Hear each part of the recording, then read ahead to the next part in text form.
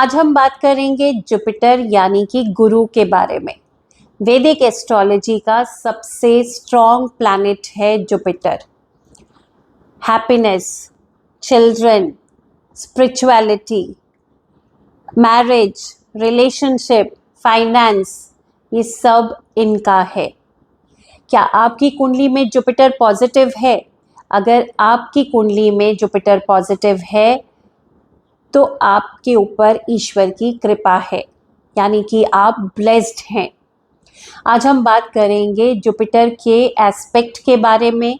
आज हम बात करेंगे जुपिटर अगर पॉजिटिव हैं तो आपकी लाइफ में कैसे रिजल्ट्स रहेंगे, और अगर जुपिटर अफ्लिक्टेड हैं यानी कि अगर आपकी कुंडली में पॉजिटिव नहीं है तो उसे ठीक करने के लिए क्या रेमेडीज़ होंगी।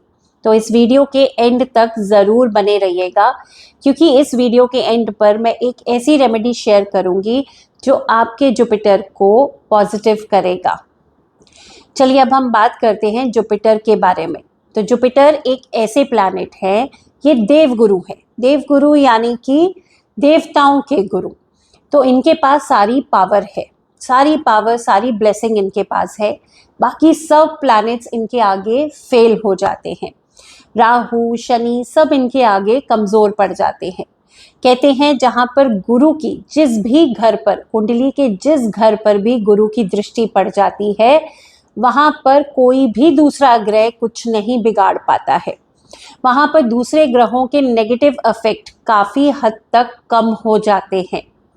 गुरु की ब्लेसिंग को ईश्वर की कृपा माना जाता है।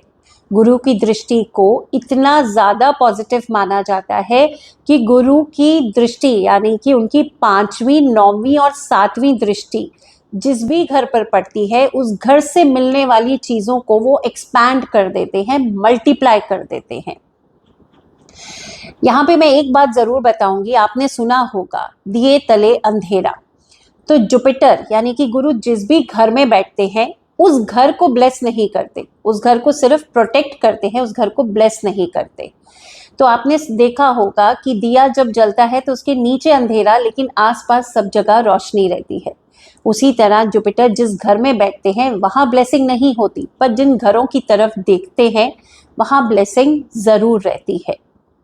जुपिटर जो कि बहुत पावरफुल प्लैनेट है, ये प्लैनेट है स्पिरिचुअलिटी का, ये प्लैनेट है धर्म का, ये प्लैनेट आपको ऑनेस्टी सिखाता है, ये एक्सपेंशन और अबंडेंस का प्लैनेट है। अब हम जुपिटर की कुंडली में कुछ ऐसी प्लेसमेंट्स के बारे में बात करेंगे जो बहुत ज़्यादा पॉजिटिव मानी जाती है। इस वीडियो के नीचे आप मुझे बताना ना भूलिए कि आपकी कुंडली में जुपिटर कौन से घर में बैठे हैं।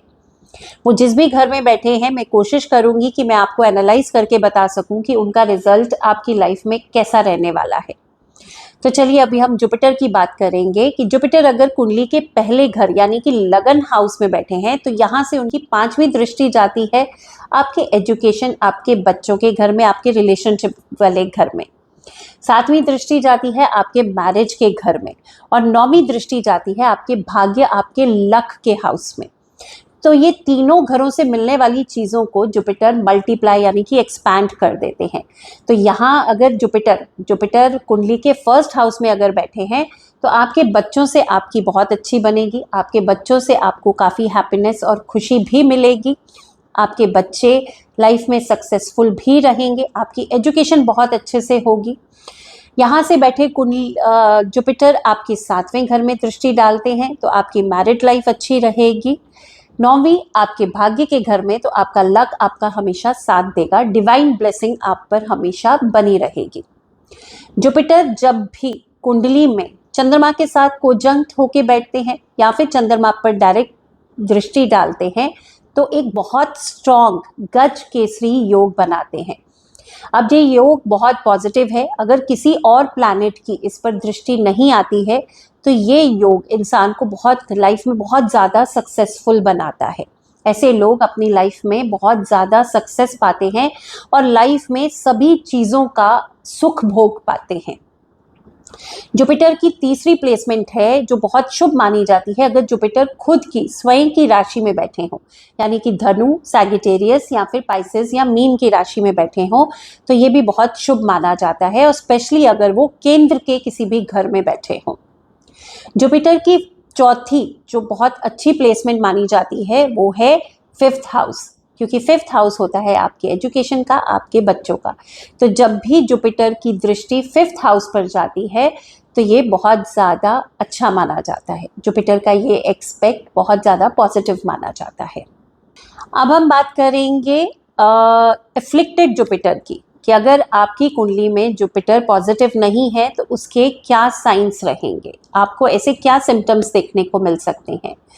ऐसा लोन जो आप कभी नहीं चुका पा रहे, ख़त्म ही नहीं कर पा रहे, आपकी लाइफ में ऐसा डेब्ट है जिसे आप ख़त्म नहीं कर पा रहे, आपकी अपने बच्चों से नहीं बन पा रही, आपकी मैरिज में भी प्रॉब्लम्स आ रही हैं, मैरिज रिलेशनशिप में काफ़ी इश्यूज आ रहे हैं, लीगल इश्यूज हैं जो ख़त्म नहीं हो रहे और कहीं ना कहीं स्पिरिचुअल ग्रोथ नहीं हो रही, ये सब एफ्लिक्टेड जुपिटर के साइंस हैं। तो एफ्लिक्टेड जुपिटर की बहुत अच्छी रेमेडीज़ जो मैं आपके साथ शेयर करूंगी उसे आप ध्यान से सुनिएगा। थर्सडे के दिन आपको अगर आप व्रत रख सकें तो बहुत ही अच्छा है। अपनी लाइफ में आपको गुरु और अपने टीचर की कभी भी डिसरिस्पेक्ट नहीं करनी है। उनकी सेवा, उनका आशीर्वाद, उनकी ब्लेसिंग आपकी लाइफ में बहुत ज़रूरी है। थर्सडे के दिन आप पीली चीज़ों का, पीली दाल का भी दान कर सकते हैं, पीले कपड़ों का भी आप डोनेट कर सकते हैं। उनकी भी कुंडली में जुपिटर वीक है, उन्हें गणेश जी की पूजा ज़रूर करनी चाहिए, क्योंकि गणेश जी की पूजा से जो हमारा अफ्लिक्टेड जुपिटर है वो काफ़ी ज़्यादा पॉजिटिव होता है। अगर ये वीडियो आपको अच्छी लगी है तो लाइक एंड शेयर ज़रूर करिए और उन लोगों के साथ स्पेशली ज़रूर शेयर कीजिए जो डिवाइन ब्लेसिंग पर बिलीव करते हैं।